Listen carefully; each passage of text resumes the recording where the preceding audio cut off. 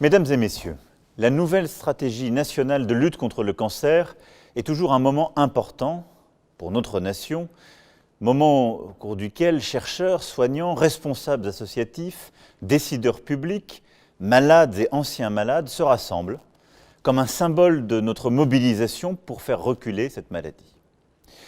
C'est en effet une stratégie d'une grande ambition que nous lançons ce jour et qui est le fruit de votre engagement collectif.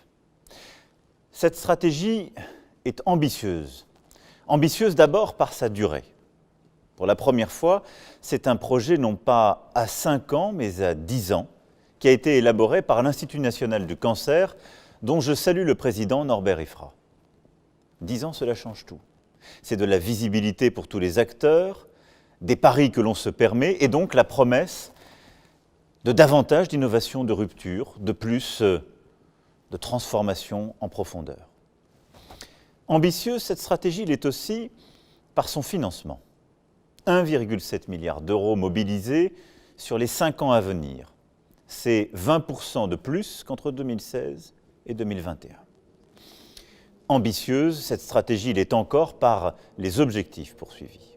Passer en une décennie de 150 000 nouveaux cancers évitables par an à moins de 100 000, faire reculer la mortalité des 7 cancers les plus létaux, mieux accompagner les conséquences des cancers et des traitements sur la qualité de vie et l'emploi, car en effet, aujourd'hui, 2/3 des patients conservent des séquelles 5 ans après le diagnostic. Il s'agit de ramener cette population à moins d'1/3. Derrière ces chiffres, qui sont souvent froids, impersonnels, ce sont des vies, des deuils que l'on peut éviter, des familles qui peuvent se reconstruire, l'espoir pour beaucoup de patients. C'est pour cela que malgré la difficulté des temps, malgré cette pandémie qui a retardé trop de soins, notamment pour les patients atteints du cancer, je tenais à acter les choses avec vous. Car l'amélioration de la vie des 5 millions de familles françaises touchées par le cancer n'attend pas. Le gouvernement présentera dans son détail l'ensemble des mesures qui seront répertoriées dans un décret. Mais je veux ici en donner les grandes priorités. D'abord, tout faire pour qu'il y ait le moins de cancers possible en agissant sur le temps long, celui de la prévention. La prévention est l'un des fils rouges des politiques que nous menons depuis le début du quinquennat. Agir à la racine, investir en amont pour éviter les coûts humains et financiers en aval. C'est d'ailleurs l'une des faiblesses, il faut bien le dire, du modèle français. Nous soignons très bien, parfois beaucoup mieux qu'ailleurs, nous prévenons souvent moins bien. Face au cancer, cette approche est indispensable. 40% des cancers pourraient être évités par des comportements plus vertueux. Aussi, la première manière de soigner le cancer est de faire en sorte qu'il ne se déclenche pas. Les différents plans qui se sont succédés ont permis d'avancer dans de nombreux domaines. La consommation de tabac et d'alcool, l'alimentation, l'activité physique et sportive. Et notre but aujourd'hui est de consolider ces acquis et de changer d'échelle. Le tabac est et reste à l'origine de 70 000 nouveaux cas de cancer chaque année. 70 000. C'est presque la moitié des cancers évitables. Le tabac tue. Il détruit des vies, on ne le dit jamais assez. Et je souhaite que la génération qui aura 20 ans en 2030 soit la première génération sans tabac de l'histoire récente. Pour ce faire, tous les leviers de dissuasion seront actionnés. Le prix, nous avons déjà largement commencé et nous continuerons. L'extension des espaces sans tabac, les campagnes d'information sur sa toxicité pour les êtres, mais aussi pour la planète, un meilleur accompagnement de ceux qui arrêtent de fumer, comme de ceux qui les y aident. C'est une mobilisation de toute la société que nous engageons. Une mobilisation qui doit commencer et faire encore davantage dès l'école, en nous inspirant des plus grandes réussites à l'international. L'alcool est un autre facteur de risque, à l'origine d'1/5 des cancers évitables. Alors certes, l'alcool, les alcools en particulier produits en France, qui font partie de notre tradition, appartiennent à notre art de vivre, notre sociabilité. Il ne s'agit pas d'aller vers le zéro alcool, mais bien de prévenir les excès et de mieux aider ceux qui sont dans une forme de dépendance à en sortir. Et là aussi, il ne faut pas tout confondre, mais Mais il faut affronter avec beaucoup de volontarisme la situation que nous connaissons aujourd'hui et qui reste critique. À l'image de ceux que nous avons faits pour les aliments, nous donnerons des repères à la fois plus visibles et plus lisibles aux consommateurs sur chaque produit. Nous devons tout faire pour que les plus dépendants de l'alcool réduisent leur consommation et là aussi pour mieux prévenir, informer, accompagner. Contre ces deux principales causes de cancers évitables, nos actions cibleront particulièrement les jeunes pour que les bonnes pratiques soient prises le plus tôt possible et qu'elles aient un effet prescripteur sur le long terme. Car les comportements des jeunes d'aujourd'hui inspireront ceux des prochaines générations, car aussi ce que nous arrivons à faire dans notre jeunesse a un impact sur les parents, bien souvent. Enfin, lutter contre le cancer, c'est inciter chacun à aller vers une meilleure hygiène de vie. C'est l'alimentation, et la France a été pionnière dans le déploiement du Nutri-Score, et toutes les initiatives que nous sommes en train de prendre pour manger mieux, pour le frais et le local, pour avoir une agriculture abordable et de qualité, est totalement cohérent avec cette stratégie. C'est le sport, et cela s'apprend dès l'école. Il faut agir vite sur cette partie justement de la qualité de vie. Là aussi, nous avons renforcé les actions dès le plus jeune âge, et la stratégie propose plusieurs axes de consolidation extrêmement importants. La qualité de vie, c'est aussi l'air que nous respirons. Aussi, quand nous instaurons dans nos villes des zones à faible émission, c'est bon pour le climat, mais c'est aussi bon pour la santé. En effet, la politique environnementale est en même temps une politique de santé publique. Et en 2021, la France comptera au moins 7 nouvelles zones de ce type et une action que je veux renforcer dans ces zones métropolitaines, comme dans certaines de nos vallées qui restent extraordinairement polluées et qui affectent la santé de nombre de nos concitoyens.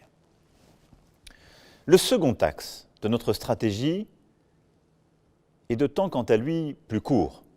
C'est le développement du dépistage, qui doit être à la fois accessible à tous et le plus précoce possible.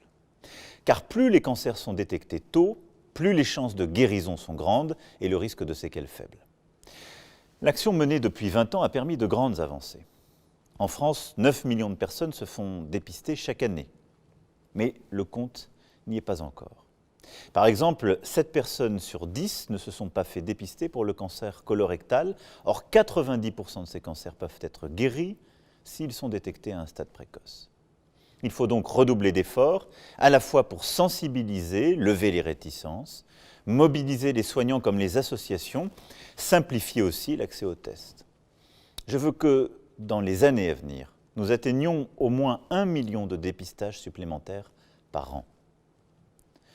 Ces dépistages sont une part essentielle de la stratégie que vous proposez, à raison. Et comme je l'ai dit, c'est une question d'information, de mobilisation de toutes les parties prenantes et de capacité à aller jusqu'au public finaux et procéder à ces dépistages supplémentaires.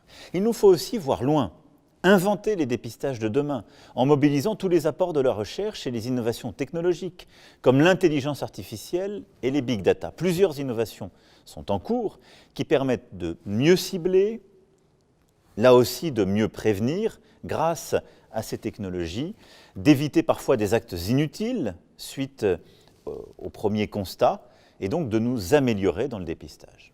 Fixons-nous une priorité, que d'ici quelques années, nous ayons déployé pour le cancer du poumon des campagnes au moins aussi efficaces que celles qui ont cours pour les cancers que je viens de citer.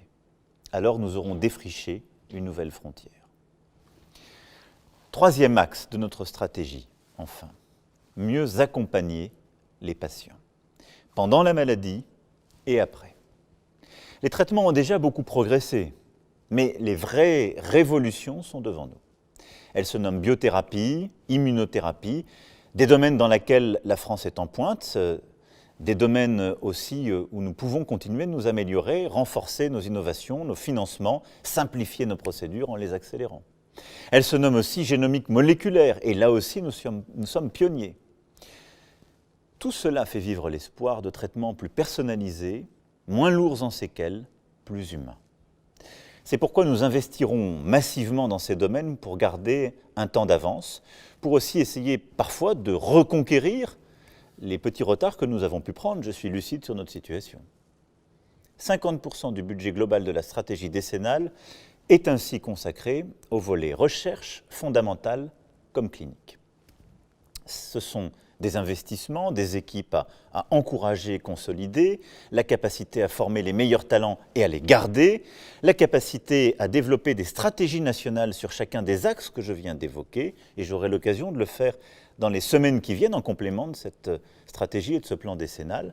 C'est aussi savoir donner de la visibilité sur les prix quand nous innovons.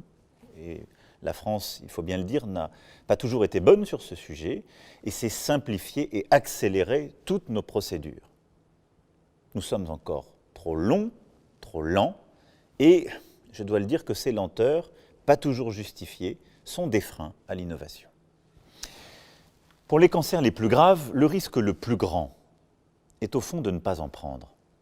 C'est pourquoi nous travaillerons à cette accélération que je viens d'évoquer. Accélération de la mise sur le marché de certaines thérapies avec des procédures simplifiées.